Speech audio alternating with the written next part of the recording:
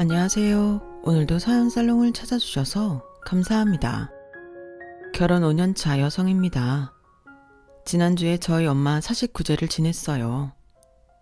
그동안 잔병치레 한 번 없던 엄마였는데 갑자기 극심한 두통을 호소하며 병원에 가셨다가 검사 결과도 나오기 전에 그만 세상을 떠나고 마셨어요.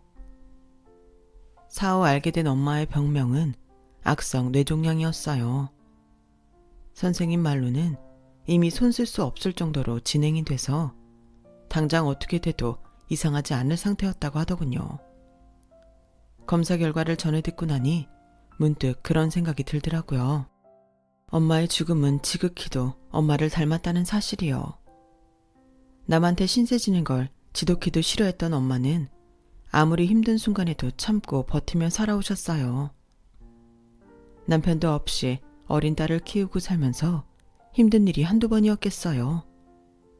그런데도 엄마는 마치 남한테 도와달라는 말을 하는 순간 자신의 인생이 와르르 무너질 것처럼 이를 악물고 사셨어요. 언젠가 엄마가 그러셨는데 결혼하고 2년도 안 돼서 아빠가 돌아가시자 평소 엄마랑 친했던 친구가 그러더래요.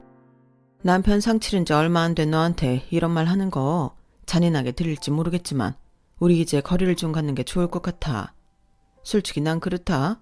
남편 없이 사는 여자들 기댈 때 찾아서 여기저기 기웃댈 거 아니야. 사람이 그렇잖아. 나 힘들면 우정이고 의인이고 그런 게 다 무슨 소용이겠니? 일단 나부터 살고 보자 생각하겠지. 너도 알다시피 우리 남편이 정이 많은 사람이잖아. 네가 꼭 그럴 거란 건 아니지만 그래도 남녀간의 일은 모르는 거 아니니? 네가 살기 힘들다고 내 남편한테 기대려 들지. 미연에 방지한다 셈치고 거리를 두고 살자는 거니까 네가 이해해줬으면 좋겠다. 절친이라는 인간한테 그런 말을 들은 엄마는 처음엔 충격이 너무 커서 정신이 멍해졌고 그러다 세상 모르고 잠들어 있는 저를 보고는 주먹이 불끈 쥐어지더래요. 그래서 목소리에 힘을 주고 그러셨죠. 그래, 네 말대로 거리 두고 사는 게 좋겠다. 별것도 아닌 남편 하나 끼고 살면서 앞으로도 네가 얼마나 남편 있는 유세를 떨겠니?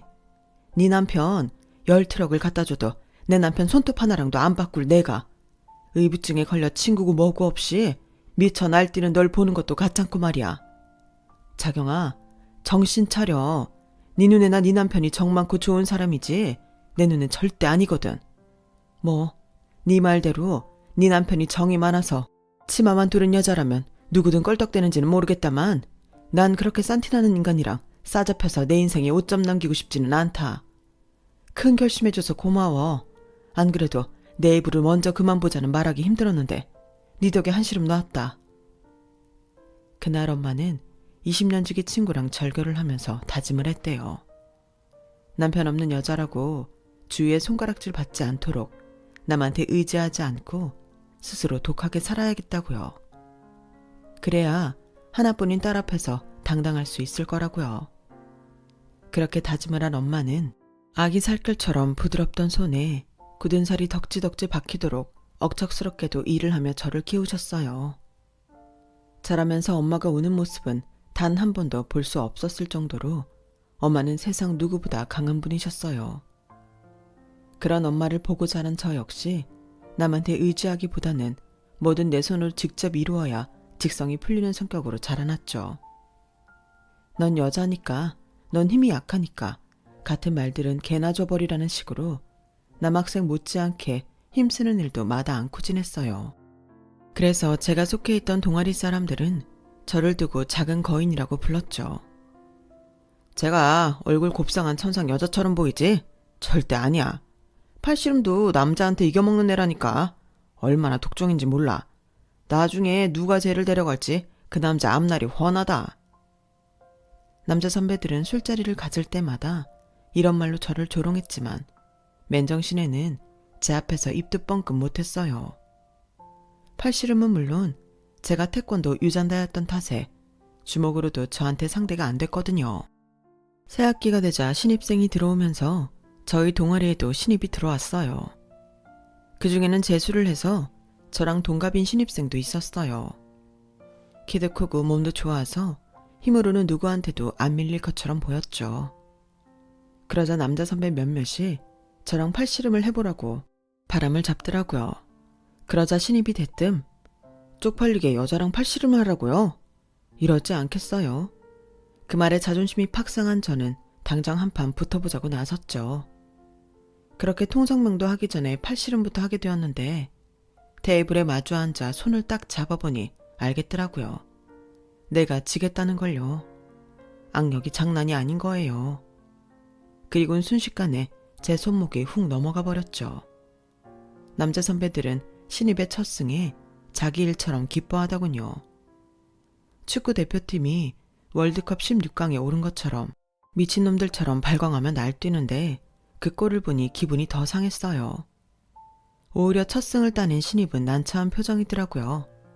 그게 더 화가 났어요.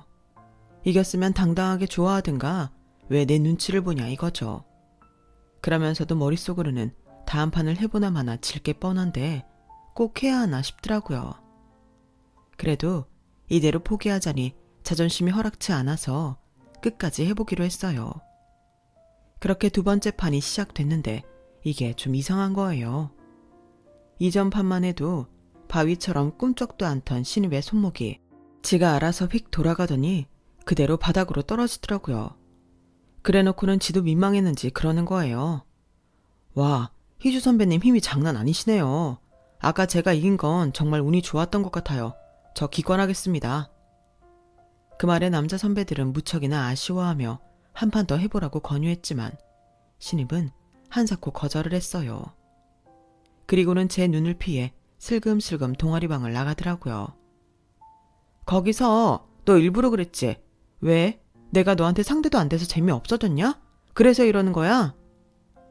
저는 기어이 쫓아나가서 한마디 했어요. 그러자 신입이 그러더라고요. 아닌데, 나 정말 이길 자신이 없어서 그만둔 건데. 눈앞에서 비누향 폴폴 풍기는 여자 손을 끝까지 잡고 있을 자신이 없었다고. 그 말을 하며 제 눈을 똑바로 바라보는데 순간 제 얼굴이 다 화끈거리더라고요. 내 앞에서 옷을 벗은 것도 아니고 야한 말을 한 것도 아닌데 왜 그렇게 심장이 콩닥거리던지. 안 되겠다 싶어서 제가 먼저 돌아섰어요. 그랬더니 제 등 뒤에서 그러더라고요. 희주 선배, 앞으로 남자들이랑 팔씨름하지 마. 선배가 딴 남자 손잡고 있는 거 보면 샘날 것 같으니까. 알았지? 꼭이다. 저는 녀석이 다짜고짜 반말을 하는데도 뭐라고 하도 못 내고 그대로 복도를 따라 걸었어요. 와, 뭐 저런 놈이 다 있냐? 혼잣말처럼 중얼거리면서요. 대학교 2학년이 되도록 남자친구 한번 사귀어 본 적 없던 저로서는 그때 신입한테 느꼈던 감정이 정확히 뭔지 알지 못했어요. 어릴 때부터 태권도장에서 남자애들과 겨루기를 하며 몸으로 부득이온 저였지만 그래서 오히려 남자를 이성적으로 느끼는데 둔감했던지도 모르겠네요.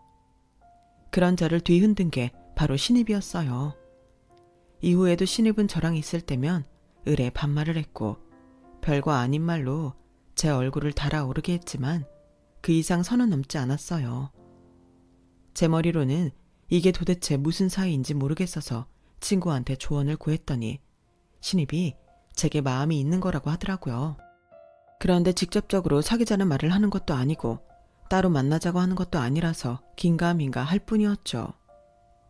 그렇게 시간은 흘러 2학기 기말고사 마지막 날이었어요. 시험을 끝내고 홀가분한 마음으로 동아리방에 갔더니 선배들이 신입의 어깨를 두드려주며 위로하고 있더라고요. 희주야, 정우 군대 영장 나왔단다. 다음 주에 입대한대. 오늘 환송 파티 할 건데 너도 할 거지? 순간 심장이 쿵 내려앉는 것 같았어요. 시작도 못 해보고 이렇게 끝나는구나 생각하니 허탈해서 헛웃음만 나더라고요. 그래서 술자리에서도 내내 별말 않고 술만 마셨어요.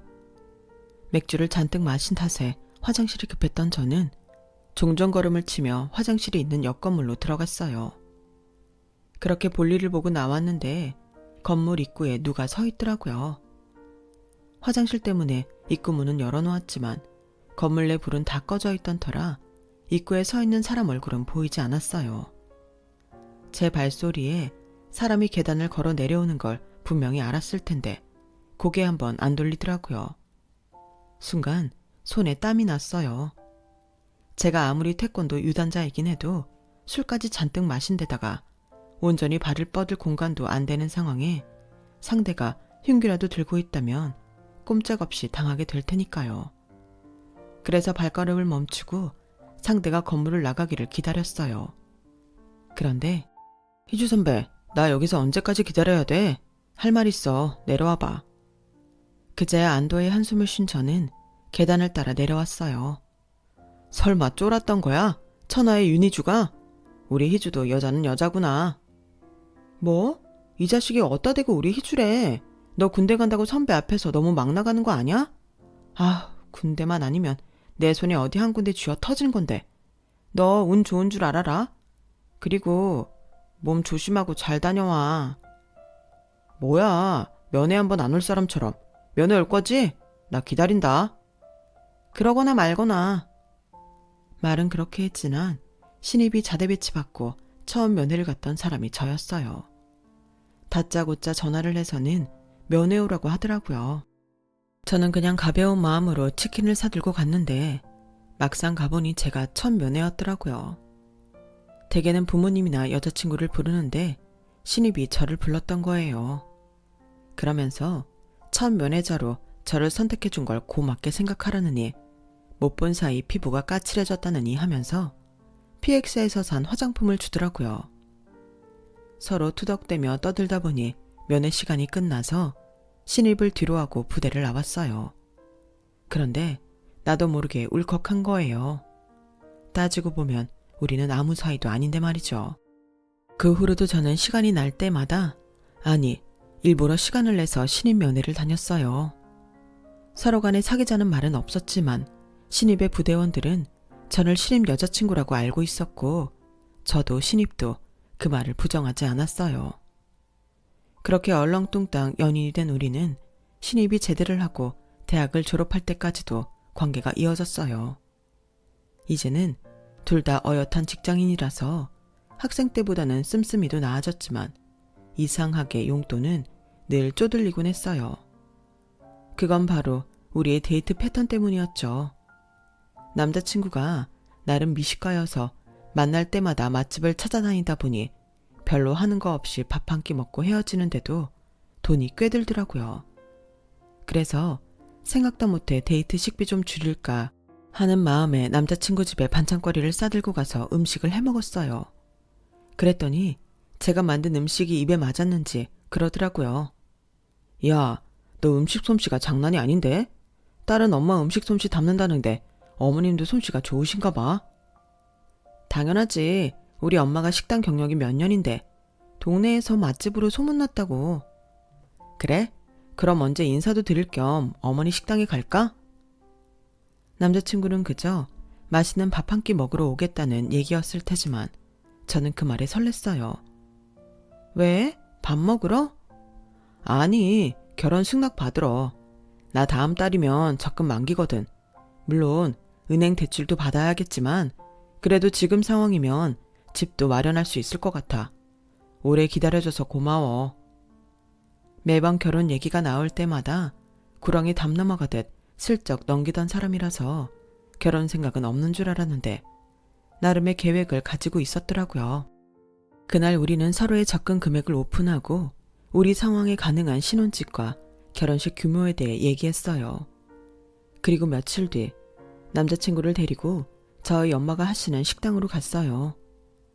태어나 처음 엄마한테 남자친구를 소개하는 자리라서 저도 엄마도 긴장하기는 마찬가지였죠. 남자친구도 처음에 무척 떨린다고 약한 척을 하더니 저희 엄마가 만들어주신 닭도리탕을 한 입 먹어보고는 이내 맛집 투어를 온 사람처럼 먹는데 열중하더군요. 연신 맛있다는 말을 하며 밥을 3공기나 비운 탓에 좀 창피하기까지 했는데 엄마는 그 모습이 그렇게 보기 좋으셨던 모양이에요. 사람들 앞에서 늘 당찬 모습이던 엄마였지만 그날만큼은 달랐어요. 저를 잘 부탁한다시며 자식 또래의 남자를 꽤나 어려워하시더라고요. 장모님, 그런 말씀 마세요. 저 그동안 희주 도움 많이 받고 살았어요. 장모님도 아시겠지만 희주가 좀 멋진 구석이 있잖아요. 저 군대 가고 제대하는 날까지 매주 면회 와준 건 저희 내무반에서 희주 한 사람뿐이었어요. 그 덕에 힘든 군 생활도 버틸 수 있었고 복학해서도 마찬가지였어요. 돈 없는 복학생 남자친구랑 사귀면서 데이트 비용도 자기가 다 내고 저 취업 준비할 때도 자격증 준비부터 면접 준비까지 희주가 다 도와줘서 가능했어요. 20살 이후로 저 사람 만들어준 건 희주예요. 이제는 그동안 제가 받은 거 희주한테 갚으면서 살게요. 그러니까 걱정 마세요. 그날따라 남자친구는 유수처럼 유려하게 말을 이어갔고 덕분에 저희 엄마는 한시름 놓으셨어요. 우리 집에서 엄마한테 점수를 한껏 딴 남자친구와 달리 저는 환영받지를 못했어요. 제 키가 좀 작다는 게 이유였죠. 어머님은 대놓고 제 키를 물으시며 저를 무안하게 만드셨어요. 세상에, 너 키가 150은 되니? 요즘 애들은 다들 키도 크던데 넌 왜 그렇게 작니? 이세를 생각해서 남자고 여자고 키가 좀 커야 하는데 우리 애가 크면 뭐해? 네가 평균에도 못 미치는 킨데 자식은 엄마 유전자 따라 키가 결정되기 마련인데 이거야 원? 난장이 똥자루만 하니? 엄마, 사람 앞에 두고 무슨 말이 그래? 그리고 희주 키 그렇게 안 작아. 아담한 사이즈라고. 아담한 거 다 얼어 죽었다 얘. 네가 직접 말해봐라. 너 키가 몇이니? 제 키요? 정확히 156.2cm예요. 작은 편이긴 하죠. 하지만 살면서 그리 불편한 정도는 아니에요. 그런데도 시어머니는 제 키를 듣자마자 마치 하늘이 무너진 것처럼 혀를 차며 한숨을 쉬셨어요. 사실 저희 시어머니 키가 좀 크시거든요. 그 연세에 167cm니까 코도 많이 큰 편이죠. 아니, 그런다고 처음 인사 온 며느리감한테 키 작다고 타박을 하실 일인가요? 그날 인사를 드리고 나와서도 내내 기분이 안 좋았어요. 그래서 애꿎은 남자친구한테 화풀이를 해댔죠. 신경 쓰지 마. 엄마가 괜히 그러시는 거야. 그러니까 왜 괜히 그러시느냐고. 안 그래도 긴장하고 간절인데 꼭 그러셔야 하느냔 말이야. 실은 엄마가 나한테 삐친 게 있어서 그래. 내가 장모님 모시고 살겠다고 했거든. 얘기를 들어보니 처음부터 저희 엄마를 모시고 살 생각은 아니었다고 하더라고요. 그런데 막상 저희 엄마를 만나서 얘기를 나눠보니 저희 엄마 인생에서 제가 차지하는 부분이 얼마나 큰지 알겠더라나요. 남편도 없이 딸 하나 믿고 살아오셨는데 내가 너만 쏙 빼가면 어머님이 얼마나 적적하시겠어? 30도 안 된 나이부터 딸 자식 때문에 재혼도 않고 사셨는데 그 인생을 보상해드리지 못해도 조금이나마 위로는 해드려야 하잖아. 그래도 자기 부모님이 싫어하실 텐데 그래도 돼? 게다가 엄마 모시고 살려면 집도 우리 계획보다 더 큰 데로 이사가야 할 텐데 돈은 어쩌고. 하는 데까지 해보지 뭐. 정 안 되면 장모님께 좀 도와달라고 하지 뭐. 생각지도 못한 남자친구의 제안에 울컥할 정도로 기뻤어요. 물론 시부모님께 면목 없는 일이긴 하지만 말이에요. 그런데 그날 밤 엄마한테 그 얘기를 했더니 절대 안 된다고 거절하시는 거예요. 말도 안 되는 소리 하지 마. 니들 신혼집에 왜 내가 들어가 사니? 날 눈치 없는 늙은이로 만들 참이니? 나도 이제 내 인생 즐기고 살 거니까 너도 엄마 걱정하지 말고 네 인생 살아. 정서방한테는 네가 얘기 잘해주고. 결국 엄마의 반대로 저희와 합가를 하는 문제는 없던 일로 되었어요. 대신 저희가 엄마 집 근처에 신혼집을 잡기로 했죠. 그 문제로 시어머니한테 한 소리를 듣긴 했지만 이번엔 저도 물러설 수 없었어요. 평생을 저랑 단둘이 살아온 엄마인데 당장 제가 출가하고 나면 너무 적적하실 것 같아서 걱정이 됐거든요. 엄마, 우리 장모님 음식 솜씨가 얼마나 좋은지 알아? 장모님 근처에 살면 매일같이 맛있는 밥 먹고 살 수 있는데 그 좋은 기회를 왜 말리는 거냐고. 엄마도 알잖아. 나 입맛 까다로운 거. 엄마는 아들이 잘 먹고 잘 사는 게 그렇게 배 아파? 이 녀석이 누가 그렇대. 하여간 지 아빠 닮아선 먹는 거에는 엄청 열을 올린다니까. 자식 이기는 부모 없다고 결국 시어머니는 저희 뜻을 따라주셨어요. 하지만 이 일이 나중에 어떤 결과를 초래하게 될지는 그때까지만 해도 몰랐어요. 친정 근처에 살다 보니 가장 좋은 건 엄마 찬스를 자주 쓸 수 있다는 거였어요. 집들이 때도 엄마가 와서 음식을 해주셨고 평소 저희가 먹을 밥 반찬도 엄마가 직접 해다가 냉장고를 채워주시곤 했거든요. 김치는 말할 것도 없고요. 남편은 음식 솜씨 좋은 장모님 덕에 집에서 밥 먹는 시간이 제일 행복하다고 할 정도였죠. 그러던 어느 날이었어요. 주말에 시부모님이 찾아오셔서 간만에 한우를 구워 먹게 됐어요. 며칠 전에 엄마가 가져다 준 파김치랑 그 밑 각종 밑반찬을 꺼내 상을 차렸죠. 그런데 저희 엄마 김치를 드신 아버님이 너무 맛있다며 어디서 난 거냐고 물으시더라고요. 아버지, 김치 맛있죠? 우리 장모님 솜씨예요. 이 파김치도 드셔보세요. 태어나서 이렇게 맛있는 김치는 처음이라니까요. 그날 아버님은 한우보다도 김치를 더 많이 드시고 가셨어요. 저희 엄마 반찬을 맛있게 드셔주니까 저도 덩달아 기분이 좋더라고요. 그런데 이 일이 얼마 뒤 큰 파장을 일으킬지 누가 알았겠어요. 한 일주일쯤 지났을까요? 엄마가 아침 일찍 커다란 김치통을 2개나 들고는 저희 집에 오셨더라고요. 엄마, 뭔 김치를 이렇게 많이 가져왔어? 저번에 준 김치도 그대로 있는데. 이거 니네 거 아니야. 이복에 청서방, 이거 이따가 어머님 좀 가져다 드려. 하나는 배추김치고 하나는 파김치야. 그럼 부탁 좀 하네. 엄마는 가게 문을 열어야 한다며 서둘러 돌아가셨어요. 주말이라 늦은 아침을 먹고 남편과 함께 김치 배달을 하러 시댁에 찾아갔어요. 그랬더니 아버님이 안방에서 달려나와 서둘러 김치통부터 여시더라고요. 그리곤 한 입을 딱 떼어 드시고는 시어머니한테 밥 한 그릇 가져오라고 하시는 거예요. 안 그래도 내가 사돈 김치 먹을 생각에 점심도 굶고 있었다. 여보, 딴 반찬 꺼낼 것도 없어. 가위 가져와서 배추김치 대가리만 잘라달라고. 아버님은 어머님이 내온 밥에 김치를 척 올려 드시며 연신 감탄사를 내보내셨어요. 그런데 이날 이후 매번 저희 엄마한테 김치 부탁을 하시지 뭐예요. 엄마는 그럴 때마다 배추김치며 파김치, 깍두기에 갓김치까지 아버님이 요구하는 종류별로 김치를 만들어 보내셨어요. 김장 때는 아예 시부모님이 저희 엄마 가게로 차를 끌고 가서 큰 통으로 몇 개씩 김치를 가져가셨죠. 한두 번이야 그렇다 치지만 매번 김치를 그렇게 퍼가면서도 10,000원짜리 한 장 안 내놓는 모습에 기가 찼지만 그렇다고 제가 난서서 한 소리 할 수는 없는 노릇이었어요. 그래서 남편한테 대신 시부모님께 얘기 좀 해보라고 말했죠. 반응은 즉각 나타났어요. 시어머니가 회사로 전화를 했더라고요. 내 아들 시켜 김치값 내라는 말을 하는 너도 너지만 네 친정엄마는 더하구나. 김치 필요할 때마다 말하라고 하더니 우리가 가져가면 얼마나 가져갔다고 그걸 딸내미한테 쪼르륵 고자질을 한다니? 나 김치도둑 취급을 받으면서까지 니네 엄마 김치 퍼다 먹을 정도로 한심한 사람 아니다. 앞으론 니네 친정 김치 안 받을 테니까 너도 니네 엄마도 내 아들한테 헛소리 하지 마.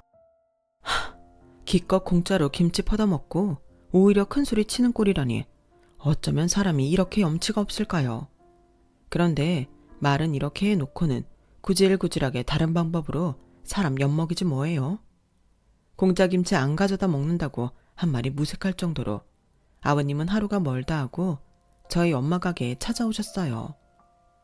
처음엔 지나가다 밥때가 돼서 식당에 들어왔는데 그게 사돈 가게일 줄은 몰랐다는 궁색한 변명이었지만 하루 이틀 지나면서는 의례 점심때마다 찾아와 한 자리 차지하고 공짜 밥을 먹고 가셨거든요. 명색이 사돈인데 저희 엄마가 밥값을 받을 리 없었죠. 그걸 이용한 건지 아니면 정말 저희 엄마 음식이 입에 맞아서 그랬는지는 모르겠지만 아버님은 그 후로 툭 하면 친구분들을 모시고 저희 엄마 가게에 오셔서 식사를 하셨어요. 매번 공짜 밥을 드시고 가면서 나갈 때는 공짜 커피까지 한 잔 뽑아 들고 나가는 걸 잊지 않으셨죠. 대개 이런 경우는 대접받는 사람이 미안해서 안 찾아가기 마련인데 저희 아버님은 눈치가 없는 건지 뻔뻔한 건지 아무 거리낌 없이 저희 엄마 식당을 드나드셨어요. 그러면서 자연스레 김치도 다시 받아먹기 시작했고요. 결국 보다 못한 남편이 매번 저희 엄마한테 김치값과 아버님 식사 비용을 내기는 했지만 저희 엄마가 그 돈을 받을 리 만무했죠. 아버님이 저희 엄마 식당에 발길을 끊게 된 건 다름 아닌 제 출산 때문이었어요. 제 산후조리를 돌봐주시던 엄마가 곧 출산 휴가가 끝나는 저를 대신해 아이를 봐주시기로 했거든요. 그동안 식당을 하시느라 변변히 쉬지도 못했던 엄마는 이참에 친구한테 가게를 넘기고 이제 좀 쉬겠다고 하신 거예요. 저한테는 무엇보다 반가운 소식이었어요. 엄마가 봐주신다면 회사에 복귀해서도 안심이 되고 어차피 베이비시터한테 들어갈 돈 저희 엄마한테 드리면 되는 거였으니까요. 예, 됐다. 그 돈 잘 모았다가 니들 집 넓혀갈 때 보태. 엄마는 그 돈 아니어도 살만하니까. 가게 넘겨받은 친구가 목돈이 없다고 매달 매상에서 잔금 보내주기로 했거든. 그것만 받아도 엄마는 충분히 먹고 산다. 그러니 돈 걱정은 말고 얼른 돈 모을 생각이나 해. 그건 그거고 이건 이거지. 어차피 엄마 아니었어도 이 돈은 나갈 돈이었어. 대신 엄마가 우리 애 봐주니까 내가 더 안심하고 일할 수 있잖아. 그게 어디야. 나도 그렇고 그이도 그렇고 엄마가 이 돈 안 받으면 미안해서 엄마한테 애 못 맡겨. 그러니까 그냥 받아. 안 받겠다던 엄마는 그럼 나도 애를 안 맡기겠다고 버티자 하는 수 없이 받으셨어요. 이렇게 엄마가 가게를 그만두시니 더는 시아버지도 저희 엄마 가게에 드나드는 일을 그만두게 되셨죠. 하지만 그놈의 김치는 여전히 얻어다 드셨어요. 다시는 저희 엄마 김치를 안 얻어다 먹을 것처럼 큰소리치던 시어머니도 내가 언제 그랬냐는 듯이 열심히도 받아다 드시더라고요. 손주 보랴 살림하랴 몸이 10개라도 모자랄 판에 제 시댁 김치 담그는 엄마를 보니 미안하고 한편으로는 화가 났어요. 예전 같으면 벙어리 냉가슴만 앓고 지냈겠지만 애를 낳고 나니 저도 강단이 생겼는지 시어머니한테 직접 말을 꺼내게 되었죠. 어머님, 매번 저희 엄마한테 김치 얻어다 드시는데 이제 그만하시면 좋겠어요. 엄마가 식당 하실 때야 그렇다 쳐도 지금은 어머님도 아시다시피 저희 엄마가 우리 주빈이 봐주고 계시잖아요. 애 보는 것만도 벅찬데 언제 김치까지 담그겠어요. 그렇다고 어머님이 저희 엄마 대신 주빈이 봐주시는 것도 아니고 저 시집 온 지 5년 됐어요. 그동안 저희 엄마 김치 받아 드셨으면 이제 그만할 때도 되지 않았어요. 딸 가진 부모가 죄인은 아니잖아요. 안 그래요, 어머님? 게다가 일전에 어머님이 하신 얘기도 있고. 자기 입으로 더는 공짜 김치 안 얻어먹겠다고 한 터라 어머님은 제 말에 아무 대꾸도 못 하셨어요. 그렇게 5년여 동안 이어졌던 김치 셔틀은 끝이 나게 되었죠. 하지만 사람 일은 모르는 거라고 두통이 심하셔서 병원에 갔던 엄마가 검사 결과가 나오기도 전에 세상을 떠나신 거예요. 출근 시간이 다 되어 가는데 엄마가 오시지 않아서 집에 찾아가 봤더니 주무신 채로 하늘나라로 가셨더라고요. 허망하고 기가 막혀서 장례식 내내 눈물만 흘렸어요.